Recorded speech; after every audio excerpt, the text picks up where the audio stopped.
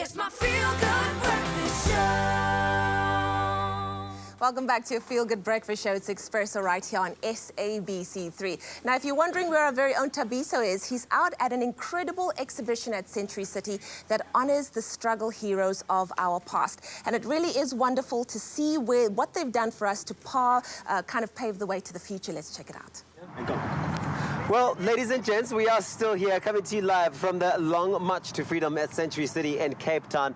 What an immersive experience I've had so far with all the different sculptures, really celebrating the heroes of our struggle, some of our struggle icons of the world, but mainly of Africa. Samora Machel Butkanti is one of them, and you've been able to capture him so beautifully and really bring him to life in such a magnificent way. Tell me about the creative process involved in creating a sculpture like this and being able to tell a story really through this medium.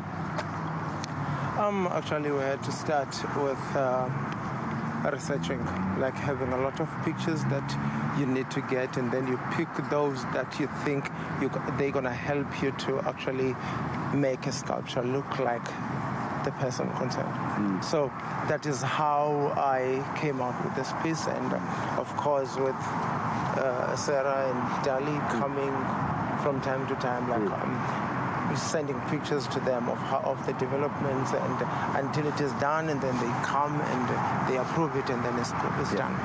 Kanti, it's not just about taking a picture and creating a sculpture. It's about telling the story of a person, and I suppose you have the challenge of having to bring across the best moment of the person, right, to capture that story and really be able to express it.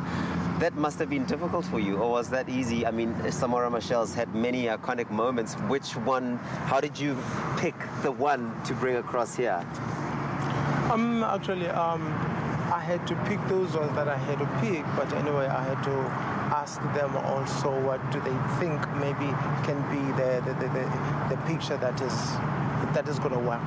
But I think we chose this posture whereby he looks like he's talking to the people, because according to this picture there was just many soldiers in front of him, and he was actually like stating something, as you can see this hand. This is absolutely beautiful work, Butkanti. Well done. This is really incredible. Well, the sculptures are all here, and they really do tell the stories of all these icons from all different walks of life and different generations. It's really just an expression of history from the beginning of our struggle. And then we've got Tanya here, who's worked on such an incredible body of work. The Tambos, Adelaide Tambo, is one specifically when we commemorate 16 days of activism. Tanya, I mean, I have to note that they've got white ribbons around them, and I can't think of a more powerful woman to be able to lead this mission and this voice. What an intimidating sculpture to work on. Absolutely. Actually. I mean, the pressure, it must be insane on you. The challenge of someone that is so recognizable, whose son is so very much part of this. But yes, I think for me, the biggest thing about the women in this entire procession is that they were such strong individual women, and they were respected. Yes. And that's what I think, linking it to the 16 days of activism. We have her here next to her husband they were both so famous, and yet so respected. The unity between them as a couple. Their personal relationship was about respect. And that for me is really important to capture, that as individuals, their contributions were so immense. And yet there was this added, individually, and yet there's this added element of them as this partnership, this undying, Well, you've got Oliver Tambo and Adelaide Tambo together. This is one of very few pieces where you've got a sort of pair in one.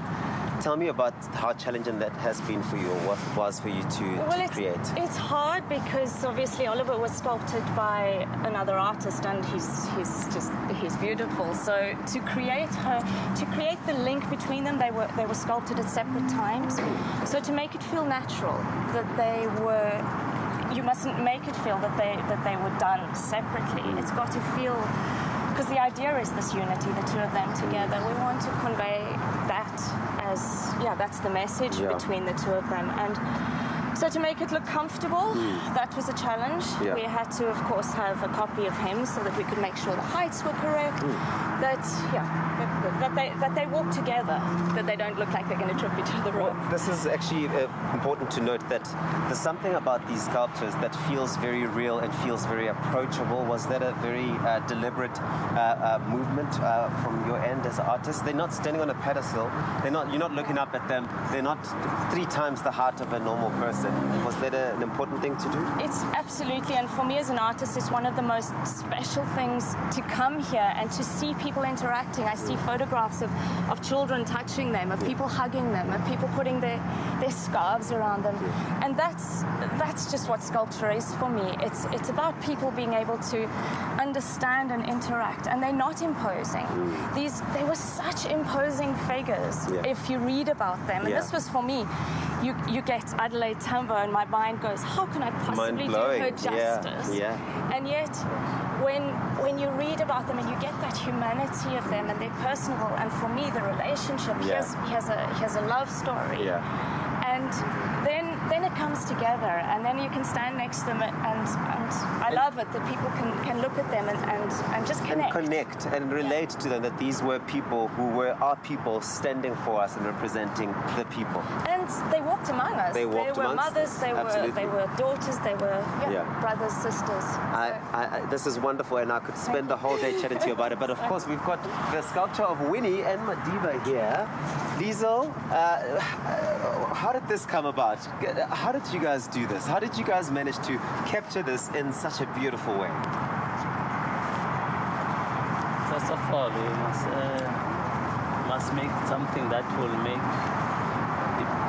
attract people's emotions of how their relationship was, and then as you see Winnie here standing together, Mandela, these are not ours. We only did Winnie, but you have to make them together as we know their relationship. And we come to do this famous lady, which is all over the papers, and then it's been a challenge for us to do someone who's well known, because we must catch each and every detail. Attention to detail. Because people will see exact same time if we did wrong person. So we have to dig down and get all those reference we get. Well, the emotion part of it seems like an important part of it. How much of a consideration was that for you in the creative process? Well, I mean, every person has their own character and every person has their own struggle that they went through.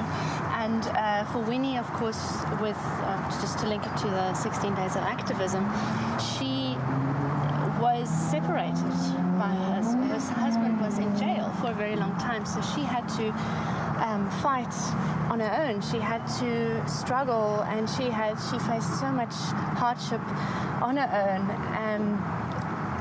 That made her stronger, that made her more stubborn, it made her more determined to try and to find that in a sculpture and to represent that, but also not to make it too hard, because she was a normal human being like all of us, and she was mortal, and she was weak at times. So to try and find that, but to also represent to bring through a positive message. So this was where we tried to sort of bring together her and Nelson in a story that is sort of actually a separate story, because they were separate. From an art perspective, how important is a platform like this that the National Heritage Project has created to the arts, and specifically to artists who, in this process, some have learned to be sculptorists? Is that the correct word for it? Sculptists. How important is it for the industry and I suppose for the arts in general?